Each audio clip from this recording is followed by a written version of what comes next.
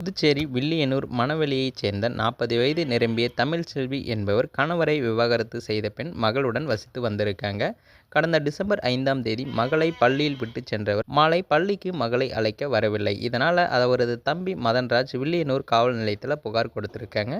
போலீசார் தமிழ்செல்வியின் செல்போன் அழைப்புகளை ஆய்வு செய்தபோது ஒதியம்பேட்டையைச் சேர்ந்த பர்னிச்சர் கடை உரிமையாளர் 45 வயதான ஐயப்பன் என்பவருடன் அவர் பேசியது தெரிய வந்திருக்கு. போலீசார் அவரை பிடித்து விசாரித்ததில் அவர் தமிழ்செல்வியை கொலை செய்ததை ஒப்புக்கொண்டிருக்காரு.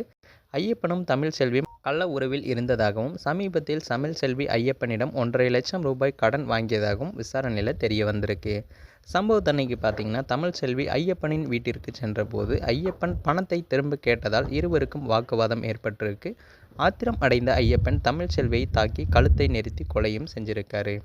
கொலைக்கு பிறகு சடலத்தை பாலித்தீன் சாக்கு பையில் மூட்டையாக கட்டி வில்லியனூர் கோர்க்காடு வாய்க்காலில் வீசியும் இருக்காரு. ஐயப்பன் அளித்த வாக்குமூலத்தின் அடிப்படையில் போலீசார் சடலத்தை மீட்டு கதிர்காமம் அரசு மருத்துவமனைக்கு அனுப்பியும் வச்சிருக்காங்க. ஐயப்பனிடம் தொடர்ந்து விசாரணையும் நடைபெற்று வருகிறது.